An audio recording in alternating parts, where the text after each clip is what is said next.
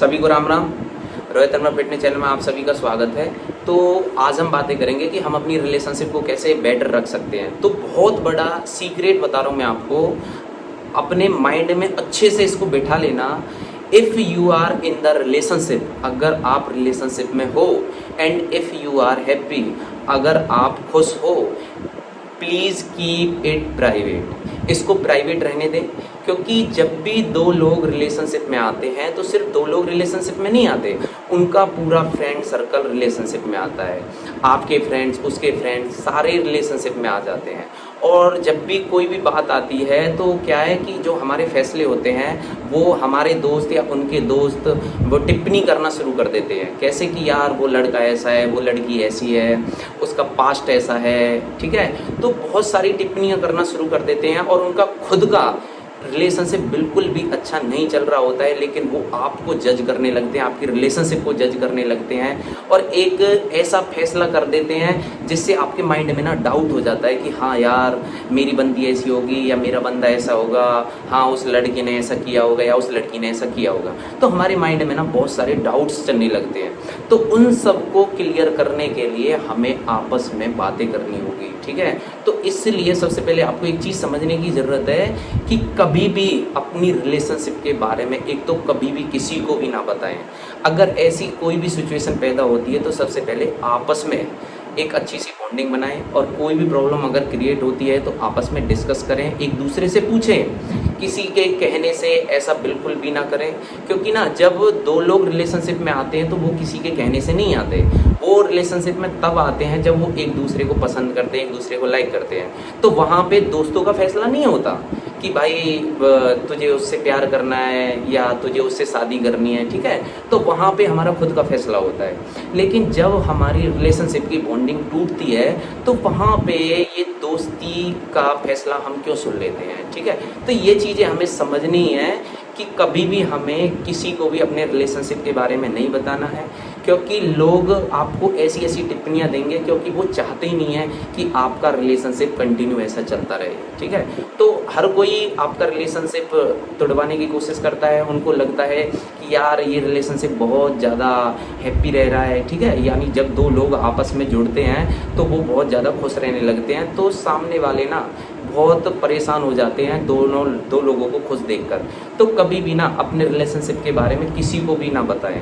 अगर कोई भी ऐसी प्रॉब्लम होती है तो आपस में डिस्कस करें, ठीक है। क्योंकि देखो होता क्या है कि जब कभी भी ऐसी कोई प्रॉब्लम क्रिएट होती है तो आपका रिलेशनशिप तो टूट जाता है, क्योंकि हमारे माइंड में जब वो चीज़ें पैदा हो जाती हैं हमें वो चीज़ें समझ में आती है कि यार ऐसा हुआ, ये हुआ, वो हुआ, हाँ उस लड़की का पास्ट ऐसा था और करंट में वो ये कर रही है या किसी और से लव कर रही है या किसी और से लव कर रहा है, ठीक है। तो ये सारे भ्रम ना आपके माइंड में डाल दिए जाते हैं और बहुत जल्दी हम उन चीज़ों को कैच कर लेते हैं, क्योंकि जो हमारी जो थिंकिंग है ना वो गलत चीज़ों को जल्दी क्रिएटिविटी में लाती है, जिसकी वजह से हमें बहुत सारी प्रॉब्लम का सामना करना पड़ता है और एक अच्छा खासा जो हमारा रिलेशनशिप है वो ख़राब हो जाता है हमारे यार दोस्तों के कारण।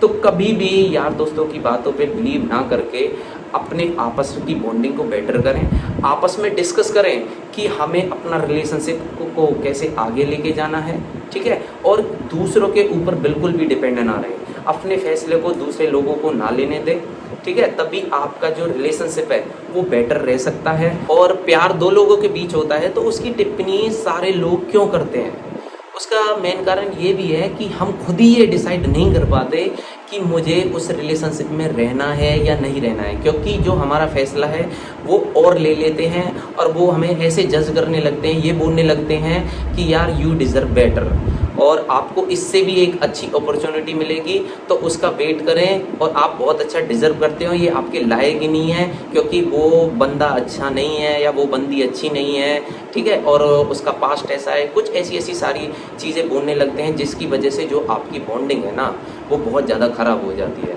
तो ऐसा बिल्कुल भी ना करें, अपने जीवन का फैसला किसी दूसरे के हाथों में बिल्कुल भी ना दें और इसको बिल्कुल प्राइवेट रखें, क्योंकि वो मौज लेने वाले होते हैं और मौज लेने के बाद वो तो निकल लेते हैं, लेकिन प्रॉब्लम आपको होती है, रिग्रेट आपको होता है, पछताना बाद में आपको पड़ता है।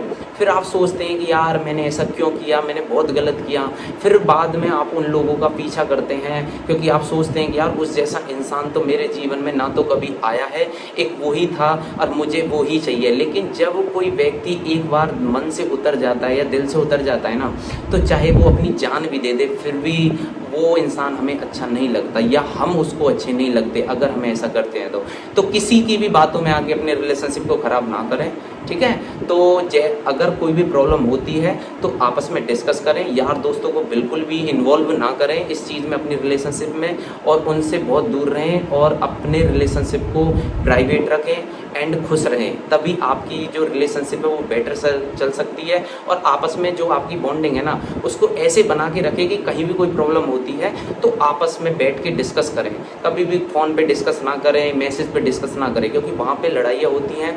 फेस टू फेस टॉकिंग करें, वहाँ पे उससे जाके मिलें डायरेक्ट, फिर उससे बातें करें, फिर देखना कि जो आपका रिलेशनशिप है वो और भी बेटर हो जाएगा।